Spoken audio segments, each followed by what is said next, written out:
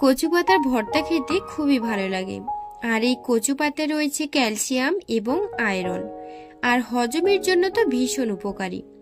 তো আজ তৈরি করছি চিংড়ি দিয়ে কচু পাতার ভর্তা রেসিপি। নমস্কার আমার প্রিয় দর্শক বন্ধুরা, আশা করছি সবাই খুব ভালো আছেন এবং সুস্থ আছেন। আজকের রেসিপি যদি আপনাদের কাছে উপকারে আসে, লাইক দিয়ে চ্যানেলটিকে সাবস্ক্রাইব করে রাখার জন্য আপনাদের কাছে অনুরোধ রইল। তো কচু পাতার ভর্তা কিভাবে বানাবেন, তাহলে চলুন রেসিপিটা ঝটপট দেখে নিই। কচু পাতা ভর্তার জন্য আমি এখানে বেশ অনেকটা কচু পাতা নিয়েছি, অনেকটা পরিমাণে নিয়েছি।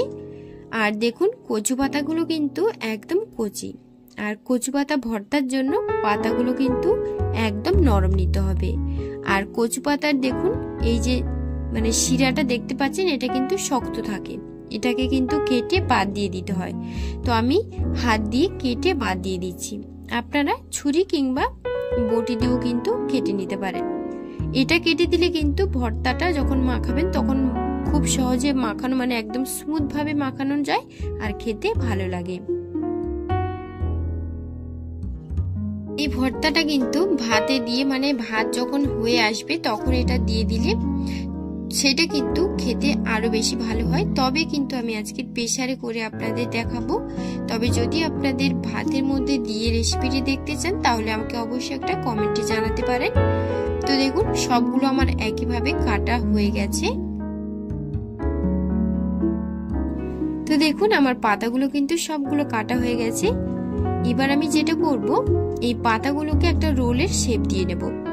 তো দেখুন ঠিক আমি যেভাবে রোলের শেপ দিচ্ছি ঠিক এইভাবে রোলের শেপ দিয়ে নিচ্ছি। এইভাবে দেওয়ার পর একটা সুতো দিয়ে আমি কচু পাতাটাকে বেঁধে দেব। তো দেখুন আমি এইভাবে বেঁধে দিচ্ছি মাঝ বরাবর। বেঁধে দেওয়ার পর এটা প্রেসারে দিলে কিন্তু সেদ্ধ হয়ে যাবে। তো এই যে আমি বেঁধে দিলাম। এবার আমি কি করব, এইটা আমি প্রেসারে দিয়ে দেব। তো দেখুন আমার বাঁধা হয়ে গেছে। এখন আমি প্রেসারে কিছুটা পরিমাণে জল দিয়ে দিলাম। জলটা দিয়ে দেওয়ার পর আমি কচু পাতাটা দিয়ে দিচ্ছি। এই যে কচু পাতাটা দেওয়া হয়ে গেল। দিয়ে দেওয়ার পর আমি ঢাকনা লাগিয়ে দেব। ঢাকনা লাগিয়ে দেওয়ার পর আমি দুটো সিটি দিয়ে নেব। বেশি কিন্তু সিটি দেওয়ার প্রয়োজন নেই, বেশি সিটি দিলে কিন্তু পাতাটা অনেকটাই সেদ্ধ হয়ে যাবে। তো দেখুন আমি দুটো সিটি দিয়ে নিয়েছি আর কিছুক্ষণের জন্য ঠান্ডা হওয়ার জন্য রেখে দিয়েছি। আর এখানে আমি 100 গ্রাম আমি চিংড়ি মাছ, বড় চিংড়ি যেটা হয় সেটা নিয়েছি। নিয়ে আমি কেটে খুব ভালো করে পরিষ্কার করে নিয়েছি। এখন কড়াইয়ের মধ্যে চিংড়ি মাছটা দিয়ে তার মধ্যে তেল আর সর্ষের তেল আর হলুদ গুঁড়ো আর লবণ দিয়ে খুব ভালো করে মাছটাকে ভেজে নিচ্ছি। এখানে আপনারা চাইলে ছোট চিংড়ি কিংবা বড় চিংড়ি দিয়েও কিন্তু করতে পারেন। তো দেখুন আমি চিংড়ি মাছটা দিয়ে দেওয়ার পর 3 থেকে 4 মিনিটের মতো চিংড়ি মাছগুলোকে খুব ভালো করে মিডিয়াম ফ্লেমে ভালো করে ভেজে নিচ্ছি। চিংড়ি মাছটাই কিন্তু একটু ভালো করে ভাজতে হবে, তাহলে কিন্তু খেতে ভালো লাগবে। তো এই যে দেখুন চিংড়ি মাছটা আমার ভাজা হয়ে গেছে। এখন আমি এই চিংড়ি মাছগুলোকে একটা প্লেটের মধ্যে তুলে নেব।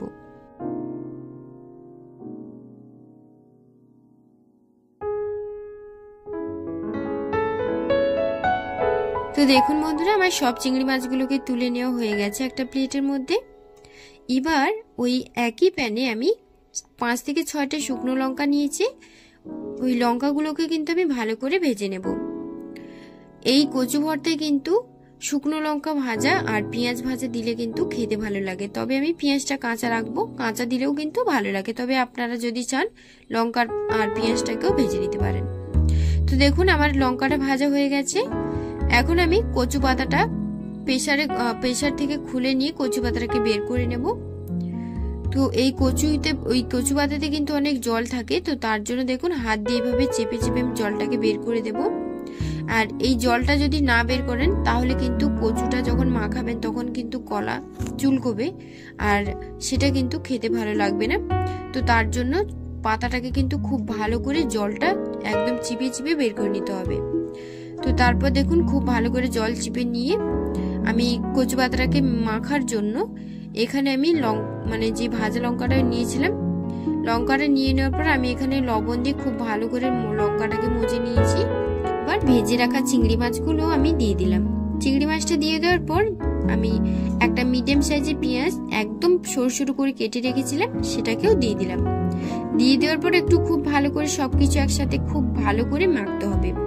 তো দেখুন এইভাবে কিন্তু একদম ভালো করে মেখে নেব।